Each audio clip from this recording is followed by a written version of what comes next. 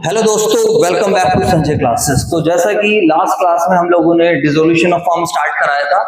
I hope आप सब बच्चों ने जो अर्लियर वीडियोस हैं, 2 वीडियो हैं, आपने देख ली होगी। वहां पर मैंने आपको बताया dissolution of firm simply means closing down the partnership business. Reason may be anything, ठीक है। And dissolution of partnership simply means partners अपना इकोनॉमिक रिलेशनशिप को क्या कर रहे हैं, चेंज कर रहे हैं। Like change in PSR, admission, retirement, death. Dissolution of partnership में हमारा जो है एसेट्स रिवैल्यूड होते हैं, लायबिलिटीज रीअसेस होती है। एंड डिसोल्यूशन ऑफ फर्म में मेरे बच्चों एसेट्स को हम क्या करते हैं, रियलाइज करते हैं, लायबिलिटीज को हम क्या करते हैं, पे करते हैं। डिसोल्यूशन ऑफ फर्म में हमारी बुक्स क्या होती हैं, क्लोज होती हैं, बिजनेस क्योंकि क्लोज हो रहा होता है। और डिसोल्यूशन ऑफ पार्टनरशिप में बुक्स हमारी क्लोज नहीं होती। समझ में आया नहीं आया? तो डिसोल्यूशन ऑफ फर्म एक वाइडर कॉन्सेप्ट है। It automatically covers dissolution of partnership, जो कि मैंने आपको समझाया था और आपको नोटिंग्स करने के लिए भी बोला था। आज हम लोग बेसिकली अकाउंटिंग ट्रीटमेंट करेंगे। और लास्ट टाइम मैंने आप लोगों को ये भी बताया था कि यार dissolution of firm simply means आप फर्म की बैलेंस शीट को बंद कर दो। पार्टनरशिप फर्म की जो बैलेंस शीट है आप उसको क्या कर दीजिए, क्लोज कर दीजिए। इसका मैंने आपको लॉजिक भी समझाया था कि यार जब हम अकाउंटिंग प्रोसेस समझते हैं, दैट्स व्हाई मैंने इसको रफ नहीं करा कि मैं दोबारा बता दूंगा आप लोगों को। जब हम अकाउंटिंग प्रोसेस करते थे क्लास 11th में, तो आप सब बच्चों को बहुत अच्छे से पता है, सबसे पहले हम ट्रांजैक्शंस को आइडेंटिफाई करते थे, whether transactions are of financial character और नॉट। आइडेंटिफिकेशन करने के बाद हम ट्रांजैक्शंस को रिकॉर्ड करते थे। यानी कि मैं आपको ये कहना चाहता हूं कि जो आइडेंटिफिकेशन वाला काम है वो रिकॉर्डिंग के थ्रू हमारी बुक्स में आ गया। बोलो हाँ है ना? यानी कि हमने ट्रांजैक्शंस को आइडेंटिफाई करा फाइनेंशियल कैरेक्टर के, तो उसका जो रिजल्ट है वो हमने रिकॉर्ड कर दिया। यानी कि एक तरीके से रिकॉर्डिंग में ये वाला काम पहुंच चुका है। अब आप याद करो सारे बच्चे, अगर आपका बिजनेस का लेवल ज्यादा बड़ा नहीं है तो आप सिंपल जर्नल से काम चला लेते थे। लेकिन अगर आपका बिजनेस एक बड़े लेवल पे काम कर रहा है तो मेरे प्यारे बच्चों फिर आप क्या करते थे, बहुत सारी बुक्स बनाते थे। अब मैं इसको ज्यादा डिटेल में नहीं ले जाऊंगा, पुरानी वीडियो आप देख सकते हो, या फिर आप मेरी कोई accounting process by Sanjay sir डालना, वीडियो आ जाएगी, उसको देख लेना। अब मैं अगर छोटी सी बात करता हूं तो जर्नल है, तो मेरे बच्चों जर्नल में जो हम ट्रांजैक्शंस को रिकॉर्ड करते हैं, जर्नल का सारा इफेक्ट कहां पहुंचता है, लेजर में। बोलो हाँ है ना? लास्ट टाइम मैंने आपको एक्सप्लेन कर दिया था। तो जर्नल का हर एक जर्नल एंट्री की मेरे बच्चों पोस्टिंग होती है। ऐसा नहीं है हमारी मर्जी है 10 की पास कर दी 2 की छोड़ दी, नहीं है, ऐसा नहीं है। तभी तो बोला गया अकाउंटिंग एक साइंस की तरह काम, अकाउंटिंग एक सिस्टमेटिक तरीके से काम करती है। डबल एंट्री बुक कीपिंग, हर एक ट्रांजेक्शन के 2 इफेक्ट होते हैं। ऐसा नहीं जो मन में रिकॉर्ड कर दिया और जो मन में आया छोड़ दिया, ऐसा थोड़ी होता बच्चों। तो हर एक ट्रांजेक्शन रिकॉर्ड होती है और जो रिकॉर्ड हुई ट्रांजेक्शंस वो मेरे बच्चों कहां पहुंचती है, लेजर में। क्लियर है सब बच्चों को? तो मैं आई कैन से कि जर्नल का इंपैक्ट लेजर में जा चुका है, या फिर मैं ऐसे कह सकता हूं कि जर्नल को क्लोज कर दिया। किसने क्लोज कर दिया? लेजर में। बोलो हाँ है ना? उसी तरीके से लेजर का इफेक्ट कहां चला जाता है मेरे बच्चों, ट्रायल बैलेंस में। तो जितने भी लेजर के बैलेंसेज होते हैं, अगर उनका बैलेंस बचता है कुछ भी, अगर कुछ अकाउंट ऑटोमेटिकली क्लोज हो गए हैं फिर तो उनकी आवश्यकता ही नहीं है। बोलो हाँ है ना? लेकिन जो लेजर बैलेंसेस बच जाते हैं उसको हम कहां लेकर जाते हैं, ट्रायल बैलेंस में। तो आप लोगों को याद होगा ट्रायल बैलेंस एक स्टेटमेंट होती है, इसमें डेबिट क्रेडिट बैलेंसेस की डिटेल शो कर जाती है सारे लेजर्स की। And on the basis of trial balance we prepare trading account, P&L and balance sheet. हम देखते थे कि ट्रायल बैलेंस में जो एक्सपेंसेस नेचर का आइटम है, जो इनकम नेचर का आइटम है, उसको हम या तो ट्रेडिंग अकाउंट में लेकर जाते हैं या फिर हम कहां लेकर जाते हैं, प्रॉफिट एंड लॉस अकाउंट। ऐसा ही था कुछ? अरे बोल दो यार। जो डायरेक्ट नेचर के आइटम है वो चले आते थे ट्रेडिंग अकाउंट में, और जो इनडायरेक्ट नेचर के आइटम है वो कहां चले आते थे मेरे बच्चों, बताओ, प्रॉफिट एंड लॉस अकाउंट। बात समझ आ रही नहीं आ रही? अब सर हम ट्रेडिंग, मैं ये बोल सकता हूं जितने भी रिवेन्यू नेचर के आइटम है वो सब क्लोज हो जाते हैं। एक चीज आप हमेशा ध्यान रखना, जब आप अकाउंटिंग करते हो, अकाउंटिंग पीरियड कॉन्सेप्ट के अनुसार आपको बिजनेस के at the end of the year you have to give the results of the organisation. तो उस केस में रिजल्ट्स कैसे निकलता है? रिजल्ट्स कुछ नहीं होता, एक तरफ रिवेन्यू ले लो, एक तरफ एक्सपेंस ले लो, इन सबका जो रिजल्ट आएगा, अगर रिवेन्यू ज्यादा है एक्सपेंस से तो प्रॉफिट, एक्सपेंस ज्यादा है रिवेन्यू से तो लॉस। वो बात अलग है, इसको हम थोड़ा सिस्टमेटिक तरीके से दिखाते हैं। और वो जो सिस्टमेटिक तरीका होता है उसके लिए हम क्या बनाते हैं, ट्रेडिंग अकाउंट, P&L, और क्या बनाते हैं, बैलेंस शीट। समझ में आया? ट्रेडिंग अकाउंट से क्या मिलता था मेरे बच्चों, बताओ, ग्रॉस प्रॉफिट या फिर ग्रॉस लॉस। तो you can say trading account भी क्लोज हो जाता है। अरे बोलो ना यार, क्योंकि सर सारे डायरेक्ट एक्सपेंस इनकम लेके क्लोज करके उसका रिजल्ट से महत्व रखता है, रिजल्ट इंपॉर्टेंट है। ट्रेडिंग अकाउंट का रिजल्ट कहां पहुंचता था, P&L में। ट्रेडिंग अकाउंट का ग्रॉस प्रॉफिट या ग्रॉस लॉस कहां पहुंचता था मेरे बच्चों, बताओ, प्रॉफिट एंड लॉस अकाउंट। बिल्कुल सर, बात तो जायज कह रहे हो आप, बिल्कुल। तो मैं ये कह सकता हूँ ट्रेडिंग अकाउंट क्लोज हो जाता है, ट्रेडिंग अकाउंट का इम्पैक्ट कहाँ चला जाता है, P&L में। उसी तरीके से P&L भी क्लोज हो जाता है। P&L में सारे इनडायरेक्ट एक्सपेंसेस, इनकम सब कुछ आते हैं, gross profit, gross loss. At the end जो P&L का रिजल्ट है वो क्या निकलता है, नेट प्रॉफिट या फिर नेट लॉस। क्रेडिट साइड में से हम डेबिट साइड क्या करते हैं, माइनस करते हैं। अगर रिजल्ट पॉजिटिव बचता है तो मेरे बच्चों क्या है, प्रॉफिट है, और अगर रिजल्ट नेगेटिव बचता है तो मेरे प्यारे बच्चों क्या है, लॉस है। अरे बोल दो यार, सर यही तो आपने समझाया था। तो मैं आपको ये कहने की कोशिश कर रहा हूँ कि मेरा P&L भी क्लोज हो जाता है, और एट दी एंड मेरे बच्चों बचता क्या है, फटाफट बताओ, balance sheet. At the and जो P&L से रिजल्ट मिल रहा है, नेट प्रॉफिट, नेट प्रॉफिट होता है तो कैपिटल में क्या हो जाता है, ऐड, या नेट लॉस होता है वो कहाँ चला जाता है, कैपिटल में माइनस। और अगर पार्टनरशिप फर्म की बात करो, पार्टनरशिप फर्म में P&L के बाद एक अकाउंट और आ जाता है, क्या नाम है उसका, P&L एप्रोप्रिएशन। क्या नाम है उसका, P&L। तो अल्टीमेट P&L एप्रोप्रिएशन आ जाता है, पार्टनर्स कैपिटल आ जाती है। तो P&L एप्रोप्रिएशन को भी हम क्लोज कर देते हैं, बोलो हाँ या ना। जो P&L एप्रोप्रिएशन का रिजल्ट है वो कहाँ चले जाता है, पार्टनर्स के पास। तो पार्टनर्स की कैपिटल कहाँ पहुंच जाती है, बैलेंस शीट में। तो मेरे प्यारे बच्चों, यू कैन से, अगर आप थोड़ा डीपली जाके सोचोगे तो इसका सिंपल सा मतलब है कि जर्नल से लेके फाइनल अकाउंट तक, P&L तक सब चीज क्या हो जाती है, क्लोज हो जाती है। जर्नल का इफेक्ट लेजर में, लेजर का इफेक्ट ट्रायल बैलेंस में, ट्रायल बैलेंस का इफेक्ट तीन चीजों में, ट्रेडिंग में, P&L में, बैलेंस शीट में। ट्रेडिंग का इफेक्ट नेट रिजल्ट कहाँ पहुंचता है, P&L में, और P&L का नेट रिजल्ट कहाँ पहुंचता है, बैलेंस शीट। तो अगर जब आज आप बिजनेस बंद कर रहे हो तो you don't need to close जो है स्टार्टिंग से सारे काम, आपको just you have to close only those items, only those accounts which are given in the balance sheet. बताओ क्या आप मेरी इस बात से एग्री करते हो या नहीं करते हो? अरे बोले यार। तो यानी कि बिजनेस बंद करने का मतलब, अगर मैं अकाउंटिंग पॉइंट ऑफ व्यू से बात करता हूं तो बिजनेस बंद करने का सिंपल सा मतलब क्या है, बैलेंस शीट को क्या कर दो, बंद कर दो। समझ में आया नहीं आया? अरे बोला करो। तो आज हम बिजनेस को क्लोज करेंगे, तो अब आज हम ये सीखेंगे कि कैसे हम अपनी बैलेंस शीट को क्लोज करेंगे। बैलेंस शीट को क्लोज करने के लिए क्या हम डायरेक्टली क्लोज करेंगे, लाइक हम एक एक एसेट को देख सकते हैं। देखो अब आप सीधी सी बात ध्यान रखो, बिजनेस जब तक चलता है जब तक एसेट्स की आवश्यकता है। अब बिजनेस नहीं चल रहा, बिजनेस हम बंद कर रहे हैं, तो हमें सिंपली इन सारी एसेट्स को बेचना है और इन सारी लायबिलिटीज को क्या करना है, पे करना है। जो जो पार्टनर्स का है पार्टनर्स को दे दो, सबका हिसाब क्लियर कर दो, एक भी अकाउंट बुक में नहीं बचना चाहिए। इधर देख लीजिए, ये सारे अकाउंट का बैलेंस जीरो हो जाना चाहिए। तो अगर सारे अकाउंट का बैलेंस जीरो हो जाएगा, दैट मीन्स आपकी बुक्स क्या हो गई है, क्लोज हो। ऐसा नहीं है प्रैक्टिकल लाइफ में, अच्छा ये रजिस्टर है इसमें आग लगा दो, चलो भाई साहब बुक क्लोज हो गई, ऐसा थोड़ी होता है। बात समझ में आई नहीं है? तो हम सिस्टमेटिक तरीके से ही क्लोज करेंगे। अगर एसेट है, एसेट्स के बैलेंस डेबिट है, मान लो मशीनरी 10,000 रुपए की है, अब हमें इसको क्लोज करना है तो मशीनरी की बैलेंस डेबिट है, तो मशीनरी को क्रेडिट कर दो। कितना क्रेडिट कर दो, 10,000 रुपए से। बट जैसे आप मशीनरी को क्रेडिट करोगे तो कोई दूसरा डेबिट होगा, दूसरा डेबिट क्या होगा, कैश या पार्टनर, फिर वो भी क्लोज होना चाहिए। तो वो मैं आपको सिखाऊंगा। समझ में आया नहीं है? तो सर इसके लिए हम क्या क्या बनाएंगे, ये चीज अभी हम डिस्कस करेंगे। तो that is simply dissolution of form accounting point of view से। तो बातों बातों में आप सब बच्चों ने अकाउंटिंग प्रोसेस भी एक बार 11th क्लास का रिवाइज कर लिया, और आप कॉमर्स के बच्चे हो तो आप सब बच्चों को अकाउंटिंग प्रोसेस तो मेरे प्यारे बच्चों टिप्स पर होना चाहिए, ठीक है। तो सर ये जो आपने क्वेश्चन बनाया है, ये क्वेश्चन क्या है, क्या खास बात है इसमें? तो मेरे प्यारे बच्चों, इस क्वेश्चन में आपको ऑलमोस्ट 95% कवरेज हो जाएगी डिसोल्यूशन चैप्टर की, खासतौर से क्लास 12th वाले स्टूडेंट्स के लिए। इवन अगर बीकॉम वाले बच्चे भी देख रहे हैं तो कॉन्सेप्चुअली आप लोग का बहुत अच्छा हो जाएगा। वहां पर तो थोड़ा और लेवल हो जाता है एडजस्टमेंट्स का, इंसॉल्वेंसी ऑफ पार्टनर आ जाता है, गार्डनर वर्सेस मोरे का रोल वोल आ जाता है, वो एक अलग चीज है। तुम्हारे लिए मैं कह सकता हूँ 60% कवर हो जाएगा जो बीकॉम वाले बच्चे देख रहे हैं तो। हाँ जी, तो सर अब हम क्या करें? तो मेरे बच्चों एक बात बताओ, इसको क्लोज करना है, कुछ ना कुछ तो बनाना पड़ेगा।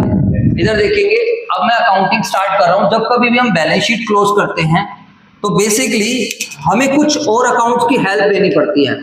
इधर देखेंगे सारे बच्चे, to close balance sheet we have to prepare. Basically हमें क्या क्या बनाना पड़ता है? एक अकाउंट हम बनाएंगे रियलाइजेशन अकाउंट, एक अकाउंट हम कौन सा बनाएंगे, रियलाइजेशन अकाउंट। अभी क्या होता है ये सब कुछ मैं भी आपको एक्सप्लेन कर रहा हूँ, डोंट वरी। उसके अलावा जो चीजें पार्टनर से रिलेटेड होती हैं, that is to be transfer to partners capital account. अगर किसी पार्टनर का लोन होता है, अगर किसी पार्टनर का लोन होता है तो लोन भी बना देते हैं। और एक अकाउंट और बनाना होता है हमें, कैश या फिर बैंक। समझ में आई बात नहीं? और ये वाला कैश या बैंक अकाउंट आपस में क्या होना चाहिए, टैली होना चाहिए। अब एक्चुअली रियलाइजेशन अकाउंट जैसा कि नाम से ही पता चल रहा है, रियलाइजेशन अकाउंट हम इसलिए बनाएंगे सो दैट जितनी भी हमारी एसेट्स हैं उन एसेट्स को हम क्या कर सके, जो जो बिक सकती है उन एसेट्स को हम क्या कर सके, रियलाइज कर सके, और जो लायबिलिटीज हैं उन सबको हम क्या कर सके, पेड कर सके, और इससे हम बेनिफिट या लॉस पता लगा सके। हो सकता है कि मान लेते मेरी मशीनरी 10,000 रुपए की है और 10,000 की मशीनरी को मैंने 12 में बेच दिया, अरे बोल दो यार 2,000 का फायदा होगा। जरूरी थोड़ी है मैं बिजनेस बंद कर रहा हूँ तो मेरी एसेट्स लॉस में ही जाएगी, ऐसा कुछ नहीं है। अब कोई बंदा माइक लेने आए, आज इस वाले माइक की वैल्यू मान लो 10,000 हो जाए, मैंने जब खरीदा था 5,000 रुपए का था, तो मैंने उसको बोला भाई मैं तो 6,000 रुपए का बेच रहा हूँ, तो बता उसको भी फायदा हो गया, वो जो कस्टमर है, और मेरे को भी फायदा होगा। मेरे को क्या फायदा हो गया, 5,000 रुपए की चीज मैंने 6 में। हो सकता है मेरे बहुत सारे आइटम किस में बिके, लॉस में बिके। हो सकता है बहुत सारी एसेट्स के आइटम किस में जाए, लॉस में। तो सर ये नेट बेनिफिट भी तो निकालना पड़ेगा।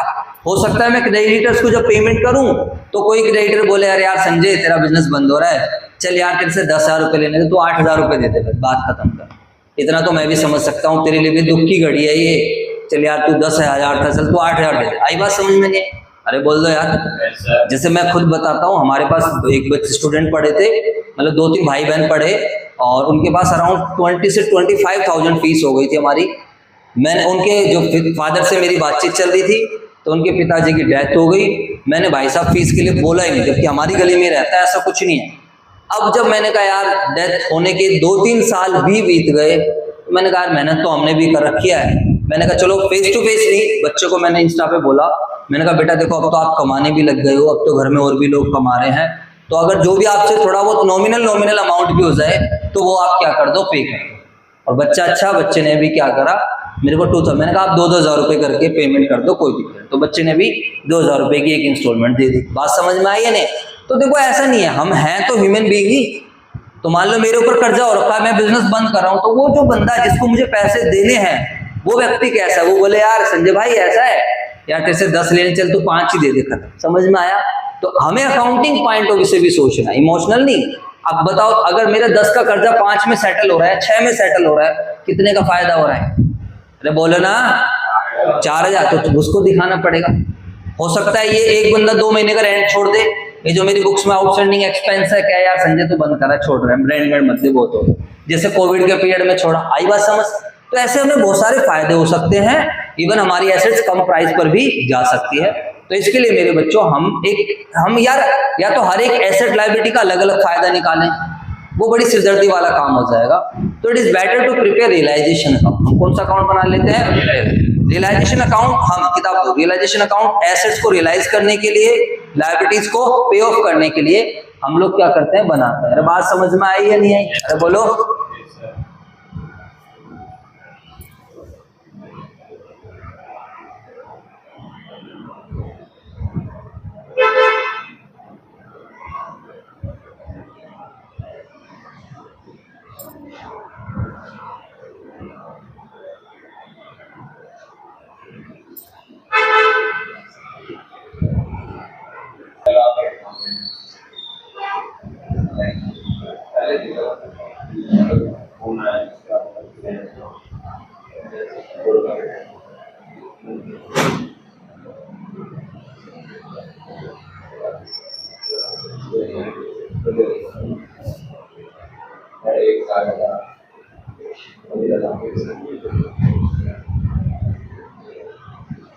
चलो कोई नहीं, ठीक है बच्चों। तो अभी हम लोग सर रियलाइजेशन अकाउंट बनाएंगे। यस, तो रियलाइजेशन अकाउंट बेसिकली एक नॉमिनल नेचर का अकाउंट रहने वाला है, जिसका पर्पस रहेगा कि हम अपने बिजनेस का क्या निकाल सके, जो हम एसेट्स को रियलाइज कर रहे हैं, लायबिलिटीज को पे ऑफ करेंगे, सो दैट हम लोग क्या कर सके मेरे बच्चों, बताओ, अपना एक नेट बेनिफिट रिजल्ट निकाल सके। अरे बोल दो यार। विदाउट रियलाइजेशन अकाउंट हमें ये नहीं पता रहेगा कि हमने एसेट्स को बेच के, लायबिलिटीज को पे ऑफ करके हमें कितने का प्रॉफिट हो रहा है, या फिर हमें कितने रुपए का क्या हो रहा है मेरे बच्चों, बताओ, लॉस हो रहा है। समझ में आया नहीं आया?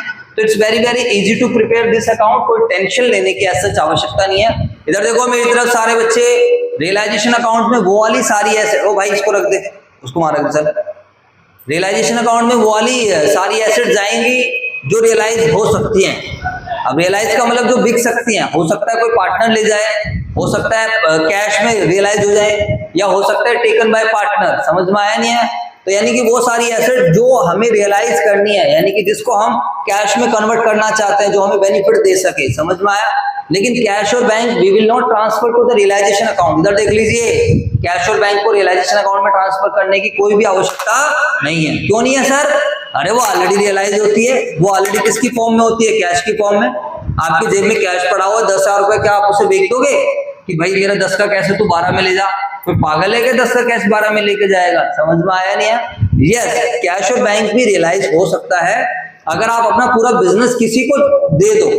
Whenever you are selling your business to, like आप अपना कंपनी बना रहे हो, या आपने ऐसे कैसे बिजनेस किसी दूसरे व्यक्ति को दे दिया, उस केस में पूरी बैलेंस शीट ले जाता है, सारी एसेट ले जाता है, सारी लायबिलिटी ले जाता है, हमारा सौदा तय होता है, एक परचेज कंसिडरेशन निकलती है, और वो आपके सिलेबस का पार्ट नहीं है, वो हम सीए इंटरमीडिएट या बीकॉम लेवल पे पढ़ते हैं। समझ में आई बात या नहीं? अरे बोल दो यार। तो यहाँ पर हम उन सारी की सारी एसेट्स को ट्रांसफर करेंगे रियलाइजेशन अकाउंट में, जो रियलाइज हो सकती हैं, जो हम वो करें। तब उसी तरीके से वो सारी लायबिलिटीज आएंगी रियलाइजेशन अकाउंट में, विच वी हैव टू पे। वी विल नॉट पे द लायबिलिटीज डायरेक्टली।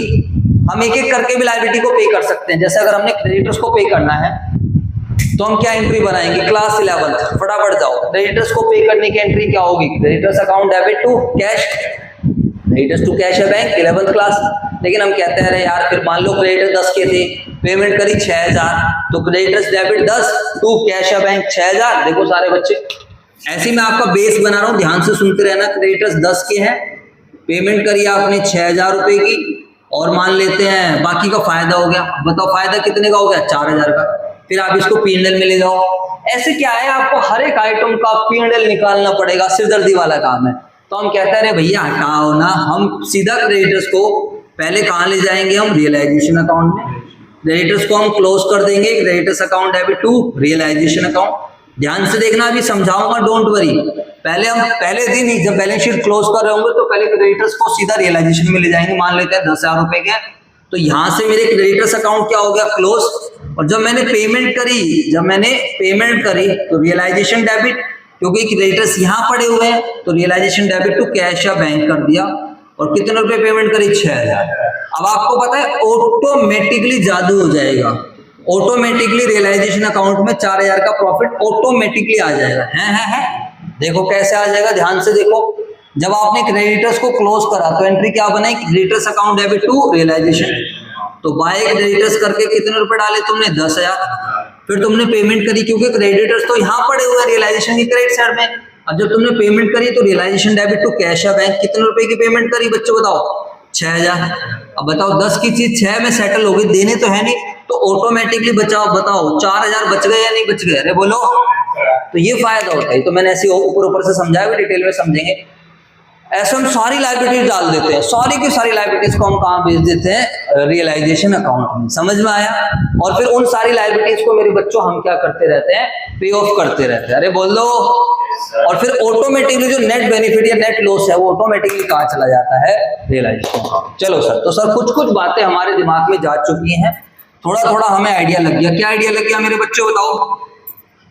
जो एसेट्स रियलाइज होनी है और जो लायबिलिटीज पेड होनी है, उसको हम कहाँ लेकर जाएंगे? Realization account. There are certain things which are related to the partners, और जो चीजें पार्टनर से रिलेटेड है उसको हम सीधा कहाँ ले जाएंगे? Partners capital. उसमें आप लोगों को मुझे सिखाने की आवश्यकता नहीं है, आपको सब कुछ पता ही है। जैसा पार्टनर्स कैपिटल अकाउंट पहले बनाते थे, आज वैसा ही बनेगा। अरे बोल दो यार। हम हर बार जनरल रिजर्व को क्लोज करते थे, हर बार P&L को इसको क्लोज करते थे। तो जनरल रिजर्व अगर कुछ है ही नहीं क्या जनरल रिजर्व? चलो मैं यहाँ पर जनरल रिजर्व भी डाल, ये P&L पड़ा हुआ है, चलो तो P&L कर देते हैं 50 का, और जनरल रिजर्व कर देता हूँ 10 का, कोई दिक्कत नहीं है। ठीक है, दोनों आइटम हो जाएंगे। तो सर क्या WCR और IFR भी जाएगा? नहीं, WCR और IFR का इस बार एक स्पेशल ट्रीटमेंट रहेगा, because we are going to close the partnership firm. क्योंकि हम पार्टनरशिप फॉर्म क्लोज कर रहे हैं, तो WCR और IFR को आप आंख बंद करके पार्टनर्स कैपिटल अकाउंट में नहीं ट्रांसफर करोगे, वो मैं आपको समझाऊंगा। बाकी आप लोगों को आइडिया लग चुका है पार्टनर्स कैपिटल में क्या क्या जाएगा। पार्टनर्स की कैपिटल जाएगी, बोलो। उसके अलावा P&L जनरल रिजर्व चला जाएगा, WCR IFR नहीं जाएंगे। इधर से क्या आ जाएगा? एडवर्टीजमेंट, सस्पेंस, गुडविल, गुडविल की बच्चों को आदत पड़ चुकी है कि गुडविल भी जाएगा, तो मेरे बच्चों ध्यान रखना इस वाले चैप्टर में गुडविल नहीं जाएगा। गुडविल नहीं हमारी उसमें जाएगी, क्या नाम है, पार्टनर्स कैपिटल अकाउंट में। उसका रीजन क्या है, गुडविल हमारी सेल हो सकती है। Goodwill is not a fictitious assets. मैं आज अपना बिजनेस बंद कर रहा हूँ तो I can sell out the name of Sanjay classes. मैं बोलता हूँ कोई दूसरा बंदा चला ले, मैं आज अपना बिजनेस बन लिया, भाई संजय क्लासेस का नाम ले लो। बात समझ में आई या नहीं आई बच्चों? तो goodwill can be sold out. Goodwill not a fictitious assets. Fictitious assets क्या होती है, एडवर्टीजमेंट, सस्पेंस, मिसिंग, जिसके डेबिट बैलेंस होते हैं, जो लॉस के आइटम होते हैं। बात समझ में आई या नहीं आई? अरे बोल दो यार। तो सर यहीं पर चीजें हो जाती है हमारी कवर। उसके अलावा जो पार्टनर्स का लोन से रिलेटेड आइटम है वो कहाँ चला जाएगा, लोन में। और जो जो एसेट्स बिकती रहेंगी, पैसा आता रहेगा, तो वो कैश अकाउंट में साथ के साथ डबल एंट्री के थ्रू जाता रहेगा। जो जो लायबिलिटीज हम पे करते रहेंगे वो सारा का सारा उससे पैसा भी जाता रहेगा, उसको भी हम कहाँ डालते रहेंगे, कैश या बैंक अकाउंट में। और फाइनली मेरे बच्चों हम रियलाइजेशन अकाउंट को पैक करेंगे, रियलाइजेशन अकाउंट को क्लोज करेंगे, तो रिजल्ट मिलेगा प्रॉफिट या लॉस। जो भी प्रॉफिट या लॉस रहेगा that will be transfer to partners capital account. Partners की जो भी कैपिटल का बैलेंस बचेगा उसको हम पे कर देंगे। लो भैया thank you so much, business अलग है और पार्टनर अलग है। लो जी सर आपका हिसाब क्लियर। पार्टनर्स का लोन का बैलेंस है वो भी हम क्या कर देंगे, पे कर देंगे। और लास्ट में जो आपका कैश या बैंक अकाउंट है वो मेरे बच्चों क्या होना चाहिए, टैली होना चाहिए। समझ में आ गया नहीं आ गया? लास्ट में कैश या बैंक अकाउंट, इसमें ऑल रिसीव्स एंड पेमेंट, जितने भी हमारे पास पैसे आए हैं सब रिकॉर्ड करेंगे। और एट द एंड में ये क्या होगा मेरे बच्चों, ये it must be tally. Partners का लोन अकाउंट सिंपल है, खाली लोन का बैलेंस जाएगा और उसके अलावा कितने रुपए में पेमेंट कर रहे हैं वो जाएगा। पार्टनर्स कैपिटल में समझा ही दिया। पार्टनर से कैपिटल से रिलेटेड आइटम जाएंगे, capital, general reserve, P&L etcetera, ये सब आइटम जाएंगे। तो अगर आप लोगों के दिमाग में चीजें गई जो मैंने ओरली समझाया, तो उससे आप लोगों को पता चला बैलेंस शीट क्लोज हो गई, कुछ आइटम रियलाइजेशन में गए, जो आइटम पार्टनर से कनेक्टेड थे वो पार्टनर्स कैपिटल में गए, जो लोन से कनेक्टेड था लोन में गया। फिर हमने क्या करा, एसेट्स को बेचना शुरू करा, लायबिलिटीज को पे ऑफ करना शुरू करा, फिर रियलाइजेशन अकाउंट को पैक करा तो रिजल्ट आया प्रॉफिट या लॉस। तो अब देखो आप ध्यान से देखो, रियलाइजेशन अकाउंट भी हो गया क्लोज। रियलाइजेशन का रिजल्ट क्या मिला, प्रॉफिट और लॉस। वो कहाँ चला गया, पार्टनर्स कैपिटल अकाउंट। तो अल्टीमेट क्या हो गया मेरे बच्चों बताओ, पार्टनर्स कैपिटल अकाउंट भी क्या हो गया, क्लोज, क्योंकि लास्ट में पेमेंट मार देंगे कैश या बैंक। पार्टनर्स लोन की भी पेमेंट कर देंगे कैश या बैंक। फाइनली जो कैश या बैंक अकाउंट रहेगा वो भी मेरे बच्चों क्लोज हो जाना चाहिए, यानी कि जितना पैसा आया उतना ही पैसा आपका चला गया। इस तरीके से आपके सारे अकाउंट्स क्या हो जाएंगे, क्लोज, और आपका बिजनेस भी हो जाएगा close. Accounting point of view से हमारा काम हो जाएगा खत्म। समझ में आया? फिर तुम अपनी जॉब देखो दूसरी जगह। समझ में आ गई बात या नहीं आ गई? तो ये पूरा अकाउंटिंग जो मैंने बेस बनाया, इसको मैं अभी आपको नेक्स्ट वीडियो में अकाउंटिंग के साथ करके दिखा रहा हूँ। आई होप यहाँ तक सब बच्चों को समझ आया होगा बहुत अच्छे तरीके से। ठीक है बच्चों? जी सर।